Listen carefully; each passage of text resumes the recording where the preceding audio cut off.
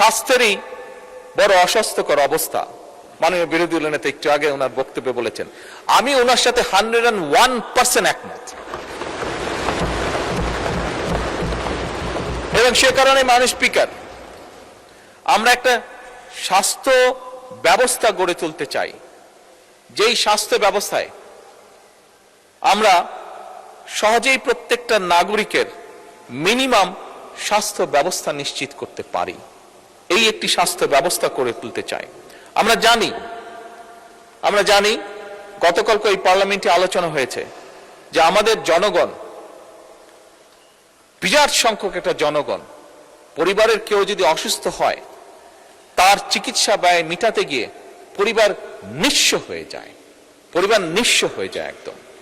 এবং সেইটিকে লক্ষ্য রেখে মাননীয় স্পিকার আমরা সিদ্ধান্ত গ্রহণ করেছি।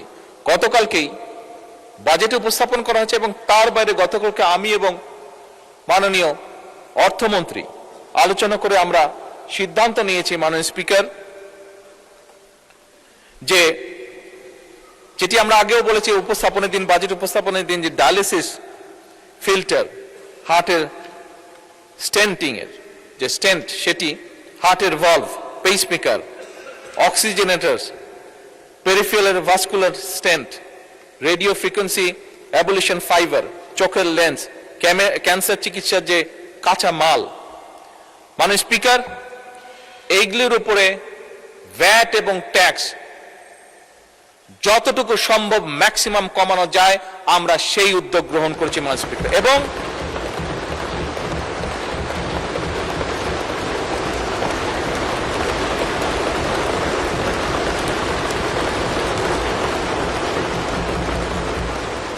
এর ফলে আমরা মাননীয় স্পিকার হিসাব করে দেখেছি, একজন মানুষের যদি এখন হার্টে স্টেন্ট করতে 1 লক্ষ টাকা লাগে, এই আগামী পরশুদিন থেকে মাননীয় স্পিকার এই বাজেট পাস হওয়ার সাথে সাথে সেই খরচটি নেমে অলমোস্ট 50%, অর্থাৎ 50% চলে আসবে।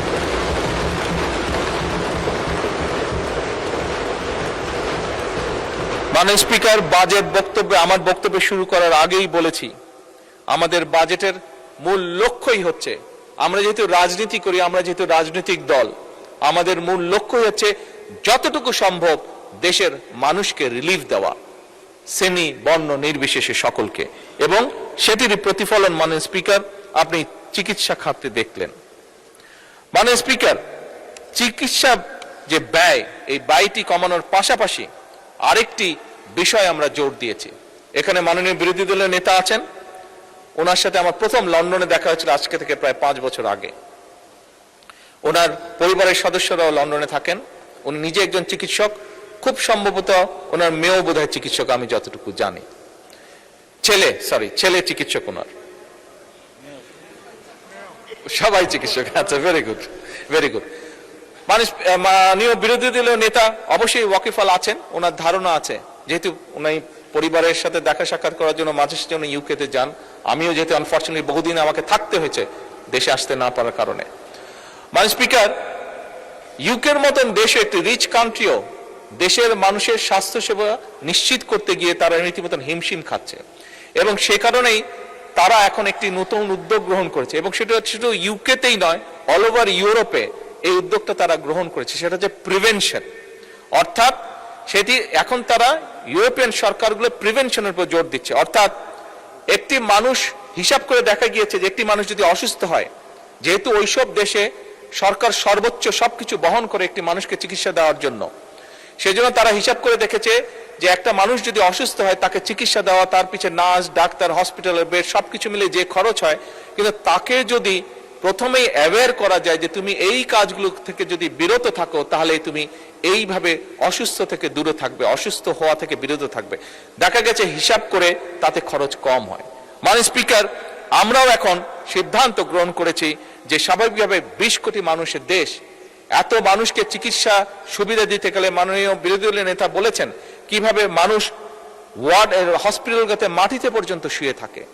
বিরোধী দলের নেতার জানার জন্য বলছি, আমার কাছে একটি স্ট্যাটিস্টিক্স আছে, এটি সবার জানার জন্য বলছি।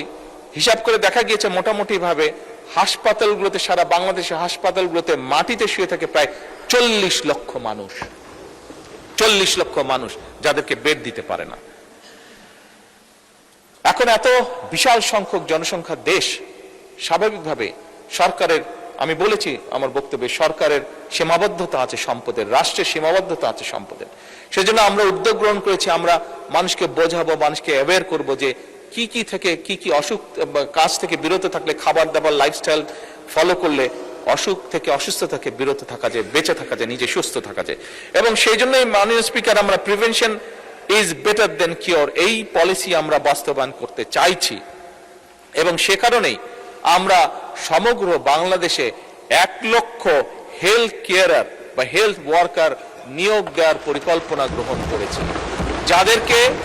যারা গ্রামে গ্রামে ঘরে ঘরে যাবে, আমাদের মায়েদেরকে বোঝাবে, বোনেদেরকে বোঝাবে। কারণ মা বোনেরাই পরিবারের স্বাস্থ্য, খাবার দাবার, হাইজিন সবকিছু কম বেশি খেয়াল রাখেন। কাজেই কোন জিনিসটি খেলে হার্টের অসুখ থেকে দূরে থাকা যাবে, কোন জিনিসটি খেলে বা কোন জিনিসটি না খেলে কিডনির প্রবলেম থেকে দূরে থাকা যাবে, কোন জিনিসটি খেলে না খেলে প্রেশার বা অন্যান্য যাবতীয় অসুস্থ থেকে দূরে থাকা যাবে, এই হেলথ কেয়ারগুলো সেখানেই কাজ করবে। এবং আমরা আশা করি ধীরে ধীরে জনগণ এটির সুফলটি পাবে। ফলে এইখানে যদি রোগীর সংখ্যা কমে, আমরা হাসপাতালগুলোতে কিছুটা হলেও বেটার সার্ভিস তখন এনশিওর করতে পারবো।